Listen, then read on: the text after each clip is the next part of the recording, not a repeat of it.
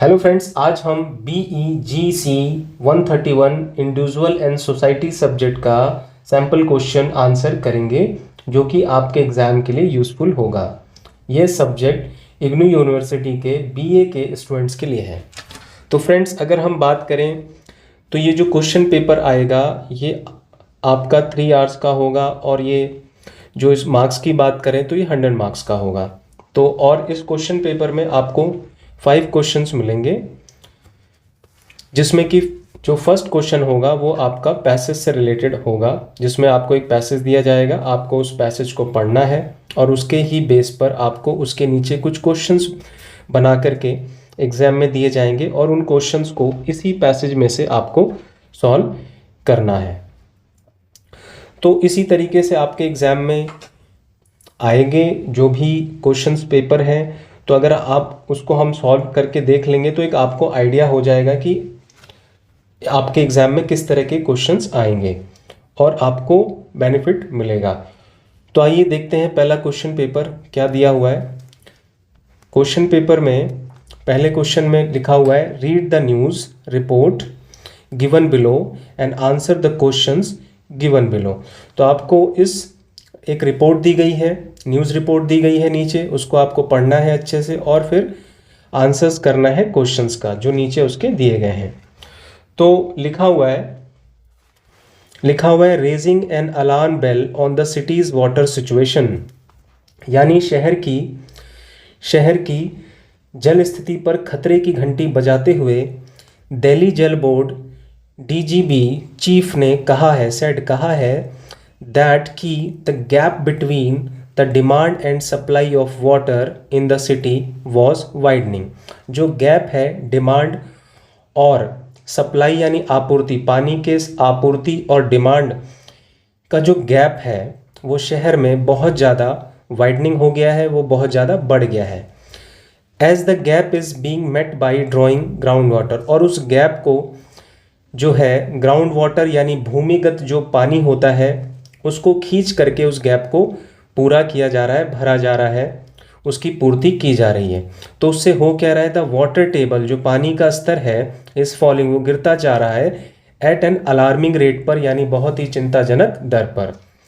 Instead of the earlier demand and supply figures of 800 million gallons a day, तो जो पहले की demand और सप्लाई फिगर्स थी 800 मिलियन गैलन्स ए डे की, उसके बजाय 650 MGD रिस्पेक्टिवली ही सेड, उसने कहा दोज फिगर्स वर बेस, वो जो फिगर्स थी वो आधारित थी ऑन 2001 सेंसस फिगर्स के आधार पे। बट एज क्योंकि द पॉपुलेशन हैज़ इंक्रीज, क्योंकि अब जो है पॉपुलेशन वो बढ़ चुकी है इन दी लास्ट 2 ईयर्स, पिछले 2 सालों में, तो डिमांड जो है इज़ नाउ ओवर 830 MGD। जो अब की करंट जो वर्तमान की जो पानी की डिमांड है वो 830 MGD हो चुकी है।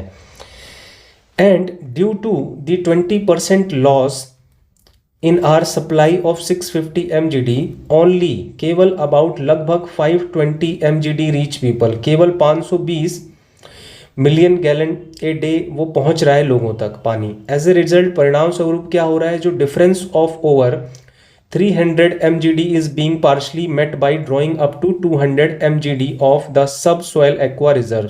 तो उससे हो क्या रहा है, जो डिफरेंस पैदा हो रहा है 300 से भी ज़्यादा MGD का जो फर्क पड़ रहा है, उसकी पूर्ति कितने से हो रही है, सिर्फ 200 MGD ऑफ वाटर से हो रही है, और वो भी कहाँ से हो रही है, या मिट्टी का जो एक्वा रिजर्व जो भंडारण है उससे उसकी पूर्ति की जा रही है।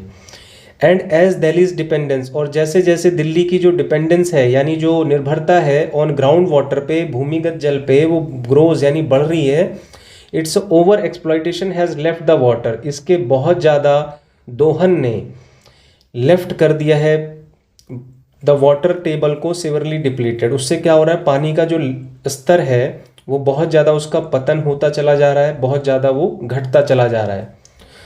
तो उसी के लिए एक्सपर्ट्स कहते हैं that ground water should be left alone, कि जो ग्राउंड वाटर है, जो भूमिगत जल जो पानी है वो जो है शुड बी लेफ्ट, उसको छोड़ा जाना चाहिए alone as a contingency reserve, यानी एक आपूर्ति के स्रोत में छोड़ना चाहिए। And not a source of regular supply, ना कि नियमित सप्लाई के आधार पर। Central ground water board CGWB state unit in in charge ने सेड, कहा, there is a very thin layer of sweet ground water left, कि यहाँ पे बहुत ही पतली परत जो है मीठे पानी की, मीठे भूमिगत पानी की जो है वो बची हुई है in some parts of the city, शहर के कुछ ही हिस्सों में।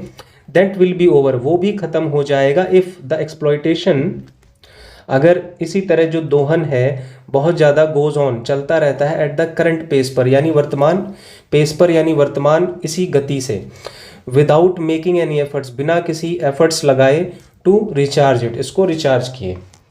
अब इसके बेस पे आपको कुछ समझ में आ गया होगा कि पानी से रिलेटेड है और पानी की पहले क्या डिमांड और सप्लाई थी और अब वर्तमान में किस तरह से डिमांड और सप्लाई की ज़रूरत पड़ रही है लोगों को, और कैसे जो जल स्तर है वो नीचे चला जा रहा है, कम होता चला जा रहा है। तो उसी के बेस पे इनको आपको क्वेश्चंस दिए गए हैं। तो आइए देखते हैं फर्स्ट क्वेश्चन क्या है।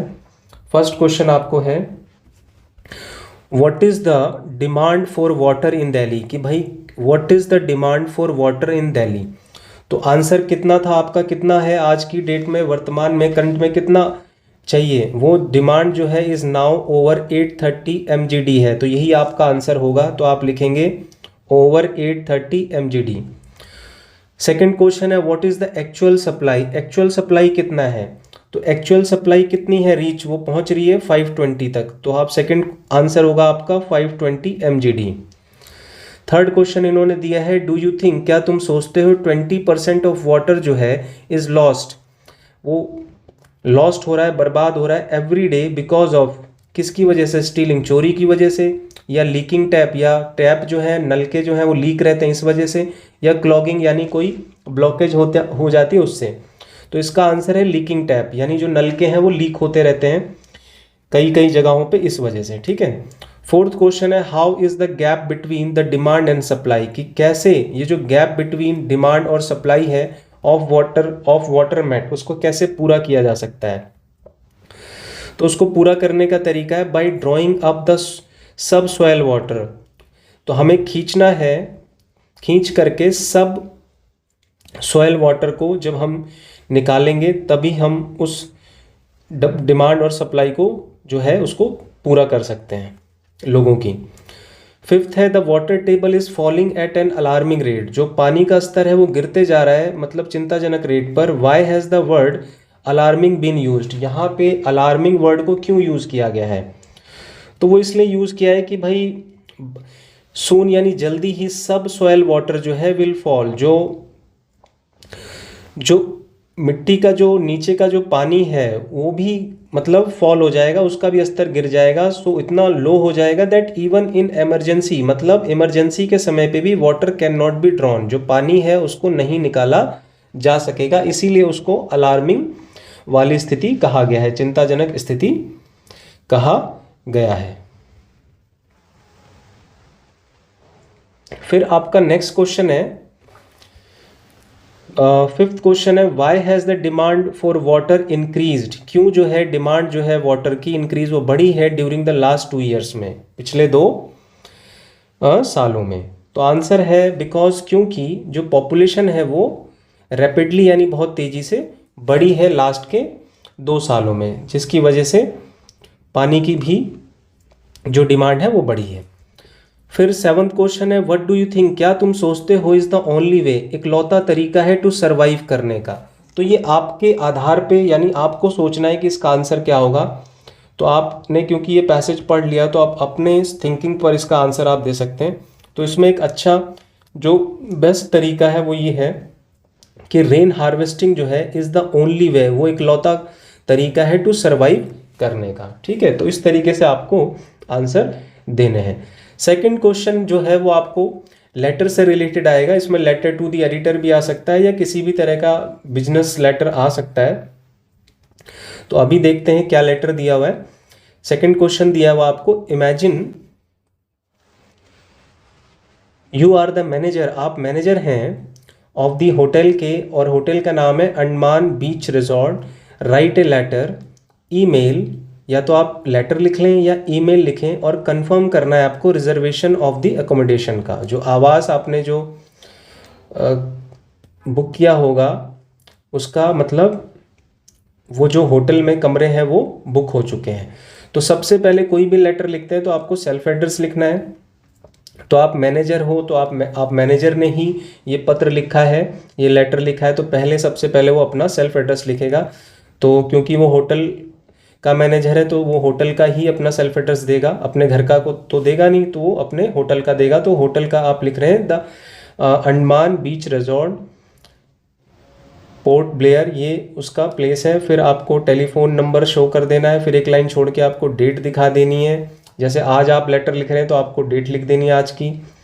फिर एक लाइन छोड़ के आप किसको पत्र भेज रहे हैं, ये तो कोई ना कोई तो किसी को तो भेज ही रहे होंगे, तो हम इमेजिनरी कोई भी नाम लिख सकते हैं। जैसे हमने लिख दिया मिस्टर अरुण श्रीवास्तव, और उनका भी कोई ना कोई एड्रेस होगा, तो हमने वो एड्रेस भी यहाँ पे शो कर दिया। वो लिख दिया हमने जैसे F9/3 वसंत लोग न्यू दिल्ली, ठीक है। फिर एक लाइन छोड़ के आपको लिखना है डियर मिस्टर श्रीवास्तव, कोमा करके फिर आप लिख रहे हैं thank you for the telephonic message I am writing, मैं लिख रहा हूँ टू यू, तुमको, टू से बताने के लिए, दैट की वी कैन रिजर्व, हम रिजर्व कर सकते हैं 3 double rooms with AC from December 24 12 बजे दोपहर से लेकर दिसंबर 31 12 बजे दोपहर तक, ठीक है। तो कब से कब तक है? 24 दिसंबर से 31 दिसंबर तक ये कमरे बुक होंगे। 12 बजे से काउंट होंगे और 12 बजे 31 के भी 12 बजे तक काउंट होंगे। All 3 rooms have a C view, जितने भी वो तीनों कमरे हैं उसमें सी व्यू मिलेगा आपको। And are on the second floor, और ये जो कमरे होंगे वो सेकेंड फ्लोर पे होंगे ऑफ द रिजॉर्ट के। और जो कॉस्ट होगी ऑफ पर रूम की वुड बी, वो होगी ₹5000 पर नाइट, इंक्लूडिंग उसमें शामिल होगा टैक्सेस भी होगा उसमें, और सर्विस चार्ज भी उसी में इंक्लूड होगा। ब्रेकफास्ट फॉर ईच पर्सन जो है वुड कॉस्ट वो ₹500 एक्स्ट्रा होगी।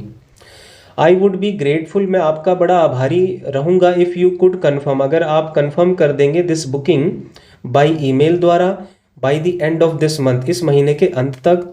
एलोंग विद, उसके साथ साथ ए ड्राफ्ट ऑफ ₹30,000 भी आपको एज ए एडवांस पेमेंट की तरफ पे करना है फॉर द एकोमोडेशन के लिए। We look forward to welcoming you and your group on December 24 and assure you, और मैं विश्वास दिलाता हूँ तुमको, of all attention and care, कि हम जो है पूरी अटेंशन देंगे और आपकी पूरी केयर करेंगे। आई हैव एनक्लोज्ड, मैंने सम्मिलित कर दिया है 2 ब्रोशर्स हेयर विद डिस्क्राइब करने के लिए our resort and its facilities के बारे में, अपनी जो भी फैसिलिटीज़ हैं अपने होटल की। If you have any queries please, अगर कोई भी आपको जानकारी लेनी है तो please feel free to ask, तो आप फ्री हैं उसको पूछने के लिए कभी भी। फिर आपको एक लाइन छोड़ के सिंसियरली लिखना है। फिर क्योंकि ये लेटर जो है मैनेजर ने लिखा है तो आपको मैनेजर का ही नाम नीचे शो करना है। तो आप देखो ये मैनेजर लिख दिया, और मैनेजर का जाहिर सी बात है कोई ना कोई नाम भी होगा, तो ये नाम भी इन्होंने लिख दिया JM जॉर्ज, ठीक है, और नीचे मैनेजर। तो इस तरीके से आपको लेटर लिखना है, ठीक है। अब आपको क्वेश्चन 3 मिल रहा है जो कि ये बेस्ड है आपका फिल इन दी ब्लैंक्स पे। तो फिल इन दी ब्लैंक्स में आपको क्वेश्चन 3 है मेक जिरंड्स यूजिंग द वर्ब्स, तो आपको वर्ब्स दी हुई हैं और उसमें आपको जिरंड्स यूज़ करना है। Given in the box below, complete the sentence using appropriate, यानी उचित जिरंड्स आपको यूज़ करने हैं। तो जैसे यहाँ पे आपको वर्ब्स दिए हैं survive, restore, place, lead, turn, map, तो इसमें आपको ING लगा करके जिरंड बनाना है और उसी को आपको fill in the in questions के अंदर फिल करना है। तो जैसे लिखा हुआ है फर्स्ट क्वेश्चन में, ए geographical area that is hilly can be a difficult job, तो इसमें ये मैप है ना, तो आप लिखेंगे मैपिंग, क्या करेंगे? मैपिंग, ING लगा देंगे, ING लगा के आप इसको जिरंड बनाएंगे और फिर इसमें फिल करेंगे। तो लिखा हुआ है mapping a geographical area that is hilly can be a difficult job, तो इसका सेंस हुआ कि किसी पहाड़ी भौगोलिक क्षेत्र का मानचित्रण करना एक कठिन काम, डिफिकल्ट जॉब, कठिन काम हो सकता है, ठीक है। दूसरा है my course includes A study of metals, जो मेरा कोर्स है उसमें शामिल क्या है, उसमें आपको यानी स्टडी ऑफ मेटल्स करनी पड़ती है, धातुओं की स्टडी है, उसमें आर्ट फॉर्म्स है एंड स्टाइल्स है, एंड रिस्टोर आर्टिफैक्ट्स हैं, मतलब दोबारा पुनर्स्थापित कहते हैं उसको, रिस्टोर को पुनर्स्थापित करना, यानी आप लिखेंगे रिस्टोरिंग आर्टिफैक्ट्स, ठीक है, आर्टिफैक्ट्स। थर्ड क्वेश्चन है, in ever thought of this vase under the window, thank you for suggesting it. तो इसका सेंस हो रहा है कि कभी मतलब इस फूलदान को खिड़की के नीचे रखने के बारे में सोचा था, और thank you for suggesting it, यानी यह सुझाव देने के लिए धन्यवाद। तो ये सेंस जा रहा है, ठीक। इसमें हम आंसर लिख सकते हैं, जैसे प्लेस मीन्स होता है रखना, तो हम यहाँ पे प्लेसिंग कर देंगे, ठीक है, प्लेसिंग, ये इसमें ठीक ऑप्शन बन रही है। फिर फोर्थ क्वेश्चन जो है वो है, we enjoyed our art class, हमने आनंद उठाया अपनी आर्ट क्लास का, कलात्मक क्लास का। The potters wheel was the most interesting part, जो कुम्हार का जो व्हील था, जो कुम्हार का जो पहिया था, उसको घुमाना बहुत ज़्यादा दिलचस्प था। तो हम यहाँ पे आंसर लिखेंगे टर्निंग, टर्निंग मतलब घुमाना, तो यहाँ पे टर्निंग ऑप्शन ठीक आ रही है। फिर है फिफ्थ, ए सेकेंड हार्ट अटैक जो है, जो दूसरा हार्ट अटैक आता है, इज़ डिफ़िकल्ट, वो बड़ा मुश्किल होता है, बड़ा डिफ़िकल्ट होता है फॉर मोस्ट पेशेंट, ज़्यादातर पेशेंट्स के लिए। जैसे हम कहते हैं ना कि फर्स्ट वाला उतना जो है मेजर नहीं होता, लेकिन जो सेकंड वाला होता है काफ़ी रिस्की हो जाता है, या थर्ड वाला बहुत रिस्की होता है, तो उसी सेंस में ये है। तो इसमें हम ऑप्शन देखते हैं, जैसे सर्वाइव है तो ये ऑप्शन ठीक है, तो हम लिखेंगे सर्वाइविंग, ठीक है, हम लिखेंगे इसके अंदर लिखेंगे सर्वाइविंग, ठीक है। फिर सिक्स्थ है, हैव यू एवर ट्राइड, क्या कभी तुमने कोशिश की है, a group of enthusiastic youngsters during a project, मतलब कोई प्रोजेक्ट होता है तो उसमें कभी तुमने जो एंथुजियास्टिक, जिसमें जिन बच्चों में या जिन यंगस्टर्स में काफ़ी जोश होता है, during a project, the experience is interesting, जो अनुभव है वो इंटरेस्टिंग है, but it can be maddening as well, लेकिन ये बहुत ज़्यादा पागलपन भी जैसा भी हो सकता है। तो इसमें हैव यू एवर ट्राइड, तो इसमें लीडिंग करना, मतलब लीड करना, जैसे नेतृत्व करना, या मतलब कि क्या तुमने कभी कोशिश करी है नेतृत्व करने की एक ग्रुप ऑफ एंथुसियास्टिक यंगस्टर्स को ड्यूरिंग ए प्रोजेक्ट, किसी प्रोजेक्ट के दौरान, ठीक है। तो इसमें लीडिंग वाली ऑप्शन, लीडिंग आएगा इस क्वेश्चन के अंदर। नेक्स्ट क्वेश्चन है फोर्थ आपका, फोर्थ भी आपका fill in the blanks based है। तो इसमें क्या है, इसको भी देखते हैं। लिखा हुआ है, complete the sentence given below, आपको कंप्लीट करना है वाक्यों को जो नीचे दिए गए हैं, यूज करते हुए अप्रोप्रिएट यानी उचित वर्ड्स फ्रॉम द बॉक्स। तो ये कुछ वर्ड्स दिए हैं आपको बॉक्स में, इनमें से आपको जो भी आपको लगता है वो आपको फिल करना है, ठीक है। तो जैसे लिखा है फर्स्ट में, 50 years back a father was an, यानी 50 years back a father was an figure in the household whose word was law, जिसके शब्द जो होते थे पिता के, वो एक कानून होते थे, मतलब जो पिताजी ने कह दिया वही माना जाएगा। तो इसमें ऑथोरिटेटिव का मतलब होता है आधिकारिक, तो इसमें हम ये वाला वर्ड डालेंगे, ऑथोरिटेटिव, ठीक है, यानी आधिकारिक, मतलब पिताजी ने जो कह दिया वो माना जाएगा, जो उन्होंने अधिकार से कह दिया वो कहा जाए, वो माना जाएगा। आगे है, Subramaniam Bharati was a poet and he has written many poems, और उन्होंने लिखे हैं कई सारी कविताएं, एक्सप्रेस करते हुए हिज डिज़ायर, अपनी इच्छा, फॉर इंडियाज़ फ्रीडम, भारत के स्वतंत्रता के लिए। तो Subramaniam Bharati was a revolutionary मतलब एक क्रांतिकारी कवि थे, एंड ही हैज़ रिटन, और उन्होंने लिखे हैं मैनी पोएम्स, तो इसमें ये वाली ऑप्शन ठीक है। फिर थर्ड क्वेश्चन है हमारा, द कॉन्फ्रेंस वॉज अटेंड की गई, जो कॉन्फ्रेंस थी, सम्मेलन जो था वो अटेंड किया गया by most of the heart surgeons द्वारा ऑफ दी कंट्री के, यानी देश के, ठीक है। तो अब इसमें क्या आना चाहिए, इसमें जो लीडिंग वर्ड है वो आना चाहिए कि द कॉन्फ्रेंस वॉज अटेंड किया गया, मतलब जो सम्मेलन है उसको अटेंड किया गया by most of the leading heart surgeon द्वारा ऑफ द कंट्री के। ठीक है। फोर्थ है हैव यू सीन, क्या तुमने देखा है new advertisements, it has the famous Raja Ram Mohan in a striking pose में है, वो बहुत ज़्यादा शानदार पोज में है, स्ट्राइकिंग पोज। फिफ्थ क्वेश्चन है this is an article on PC Sorcar, this is an article, ये एक आर्टिकल है ऑन पीसी सॉर्कर पे, the magician of our country, जो कि क्या रहे हैं, मैजिशियन मतलब एक जादूगर रहे हमारे देश के। तो द लीजेंडरी मैजिशियन रहे ऑफ आवर कंट्री, हमारे देश के। तो इसमें जो सही आपको वर्ड फिल करना है वो है लेजेंडरी। ठीक है।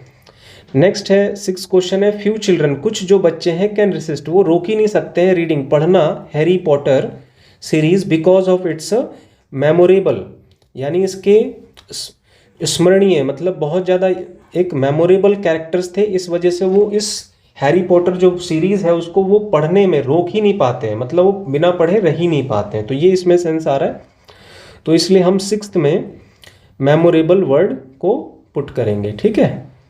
तो उम्मीद है दोस्तों ये फिल इन द ब्लैंक्स आपको समझ में आए कि कैसे इनको हमें सही आंसर पिक करना है।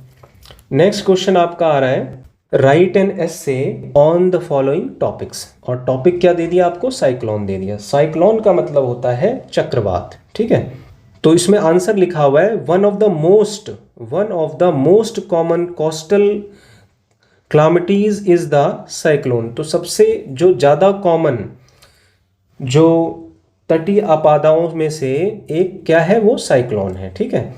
Cyclones claim many lives and cause immense damage to property every year. जो साइक्लोन है, जो चक्रवात है, वो कई सारी जानें और बहुत ज़्यादा नुकसान, डैमेज का, प्रॉपर्टी को नुकसान पहुंचाने वाला कारण बनता है एवरी ईयर, हर साल। ए ट्रॉपिकल साइक्लोन, एक ट्रॉपिकल साइक्लोन यानी जो उष्णकटिबंधीय जो चक्रवात होता है, that struck northern Bay of Bengal, जो कि उत्तरी बंगाल की खाड़ी में 1970 में आया था, और उसके कारण टाइडल वेव्स ऑफ 6 मीटर, जिसकी वजह से ज्वारीय लहरें जो हैं 6 मीटर ऊंची उत्पन्न हुई थी, और जिसने किल किया था 300,000 पीपल, लोगों को, एंड डिस्ट्रॉइंग, और उसने बर्बाद कर दिया था 65% of the total fishing capacity of the coastal region. जो तटीय जो क्षेत्र होता है उसके 65% भाग को, जो फिशिंग वाला एरिया था, उसको पूरा उसने बर्बाद कर दिया था उस चक्रवात ने। ड्यूरिंग द साइक्लोनिक स्टॉर्म्स, तो जो चक्रवात, ये जो तूफान है, उसके दौरान क्या होता है, जो विंड्स हैं, जो हवा हैं, वो मूव करती हैं, वो चलती हैं फॉरवर्ड, आगे की तरफ, with A speed of 25 kilometre पर घंटा के स्पीड से वो चलती हैं, एंड एट ए टाइम्स, और कभी कभी ये रीच पहुंच जाती हैं 200 किलोमीटर आर, और वो डिस्ट्रॉय कर देती हैं, बर्बाद कर देती हैं, एंड एनिहिलेटिंग एवरीथिंग, हर चीज़ बर्बाद कर देती हैं, एनीथिंग ऑन देयर पाथ, जो भी उनके रास्ते में पड़ता है। ठीक है। साइक्लोन्स यानी जो चक्रवात है, आर कॉज, वो कारण बनता है इन ट्रॉपिकल बेल्ट में, यानी उष्ण कटिबंधीय बेल्ट में बनता है, व्हेन, जब सी वाटर, जो पानी, जो समुद्री पानी है, वो गेट्स हीटेड, वो गर्म हो जाता है अप टू 27 डिग्री सेल्सियस से भी ज़्यादा, जब वो गर्म हो जाता है उससे भी ज़्यादा, एंड मोर, उससे भी ज़्यादा, सो दैट, तो उससे होता है क्या, लो प्रेशर एरिया जो होता है, जो जिससे कम दबाव वाले जो क्षेत्र है ना, वो डेवलप हो जाते हैं अबव द वाटर, यानी पानी के ऊपर। The low pressure areas remain stationery for 3 to 4 days। तो उससे होता है क्या है कि कम दबाव वाले क्षेत्र 3 से 4 दिनों तक स्थिर रहते हैं। And draw energy from the sea surface, और वो खींचते हैं एनर्जी यानी ऊर्जा फ्रॉम द सी सरफेस, यानी समुद्री जो सतह वाला हिस्सा होता है उससे ही वो ऊर्जा खींचते हैं। As the pressure in the centre fall, जैसे ही प्रेशर जो होता है, जो दबाव है केंद्र में, फॉल यानी गिरता है, द विंड स्पीड, जो हवा की जो स्पीड है वो इंक्रीज बढ़ जाती है।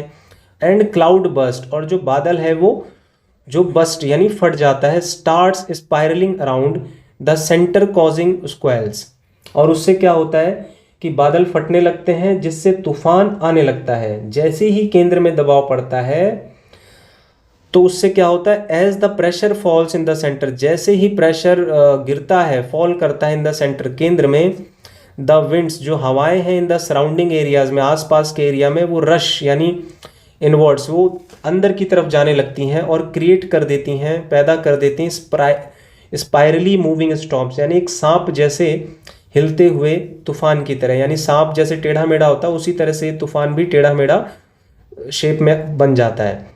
द साइक्लोन देन मूव्स लैंडवर्ड, और फिर जो चक्रवात है वो मूव करता है लैंडवर्ड की तरफ, जमीन की तरफ, towards area of the lowest pressure, जहाँ पे कम दबाव रहता है उस एरिया की तरफ ये बढ़ने लग जाता है। ठीक है, आगे है टुडे, आज with the advancement in weather prediction, आज जो है बहुत ज़्यादा आधुनिकता आ गई है वेदर प्रिडिक्शन में, यानी मौसम का जो हम प्रिडिक्शन करते हैं, भविष्यवाणी करते हैं, उसकी टेक्निक्स में काफ़ी एडवांसमेंट आ गया है। ठीक है, रिमोट सेंसिंग सेटेलाइट्स आ गई है, और cooperations between countries in sharing information, और दूसरे देशों के सहयोग से भी हमें एक दूसरे को इंफॉर्मेशन मिल जाती है कि भाई वेदर पश्चिम में कैसा रहेगा, ईस्ट में कैसा रहेगा, कहाँ बारिश होगी, कहाँ ओले पड़ेंगे, कहाँ बाढ़ वगैरह की स्थिति बन रही है, सारा वो सब चीज़ें पता लग जाती है दूसरे देशों के कोऑर्डिनेशन से भी ऑन वेदर कंडीशंस पे। इट इज़ पॉसिबल, ये बड़ा संभव है, टू प्रिडिक्ट करना यानी भविष्यवाणी करना, the birth of A cyclone, कि कहाँ से ये जो साइक्लोन है उसकी बर्थ होगी। ठीक है, and monitor its movements to pinpoint the area, और इसको फिर मोनिटर किया जा सकता है, इसको हम कंट्रोल कर सकते हैं, इसके मूवमेंट्स को pinpoint the area where it hits the coast, जहाँ पे भी ये हिट करेगा कोस्ट को यानी तट को। इन स्पाइट ऑफ दिस, इसके बावजूद भी, the damage caused is very sewer, जो डैमेज होता है, जो नुकसान होता है वो काफ़ी रहता है, वो बहुत ज़्यादा तब भी रहता है, मतलब इतनी ज़्यादा प्रिकॉशंस के बावजूद भी जो डैमेज है वो काफ़ी सीवर है, मतलब बहुत ज़्यादा है। The well planned relief operations, बहुत अच्छे से अगर सुनियोजित रिलीफ ऑपरेशंस गोइंग भी जो है ना वो however in the last minute, वो भी अंतिम क्षणों में बर्बाद हो जाता है। In the areas that are prone to cyclones, कुछ एरिया जो कि साइक्लोन्स यानी चक्रवात के बहुत ज़्यादा प्रोन है, मतलब वहाँ पे बहुत ज़्यादा चक्रवात आते हैं, तो द गवर्नमेंटल यानी सरकारी एंड नॉन गवर्नमेंटल यानी गैर सरकारी एजेंसीज जो हैं हैव परफेक्टेड, उन्होंने परफेक्ट कर लिया है ड्रिल को, and the routine to be follow in the pre, मतलब वो रूटीन से चेक करते रहते हैं प्री यानी पहले साइक्लोन से आने वाले पहले समय को, ड्यूरिंग द पोस्ट, और साइक्लोन जब आ जाता है चक्रवात का जो तूफान है उसके बाद वाले को। But more often than not lack of coordination, लेकिन ज़्यादातर जो कोऑर्डिनेशन का अभाव रहता है बिटवीन डिफरेंट एजेंसीज, अलग अलग एजेंसीज के बीच में, या उनके वर्किंग एट क्रॉस पर्पज, या उनका जो काम करने का जो उद्देश्य होता है वो डिफरेंट होता है। And starting the preparations at the last minute can undo all the planning, और जो ये प्रिपरेशन शुरू करते हैं लास्ट मिनट पे वो सारी प्लानिंग्स को, सारी योजनाओं को विफल कर सकता है। The case in point is the cyclone shelters constructed along the eastern coast, तो इस केस में साइक्लोन शेल्टर, जो साइक्लोन आश्रय होते हैं, कंस्ट्रक्ट उनको बनाया जाता है अलोंग द ईस्टर्न कोस्ट यानी पूर्वी तट पर इन आंध्र प्रदेश में। None of the shelter is well maintain, तो उनमें से कोई भी जो शेल्टर है, शरण जो है, आश्रय जो है वो वेल मेंटेन नहीं है। एंड हैव बिकम अनइनहैबिटेबल, और जो कि वो रहने योग्य नहीं है। अनयूजेबल व्हेन नीडेड, जब भी कभी ज़रूरत पड़ती है तो वो यूज़ करने लायक ही नहीं है, मतलब उसमें आप रह नहीं सकते, उसमें आप अपने आप को रह करके बचा नहीं सकते हैं। ठीक है, तो उम्मीद है दोस्तों ये क्वेश्चन पेपर आपको समझ में आया होगा। तो इसी तरीके से आपको क्वेश्चन आएंगे और आपको एक आइडिया लगेगा कि कैसे आंसर्स अपने एग्ज़ाम में आपको देने हैं। तो अगर आपको वीडियो अच्छी लगी तो चैनल को आप ज़रूर सब्सक्राइब करें, लाइक करें और अपने फ्रेंड्स के बीच में शेयर करें। Okay friends, bye.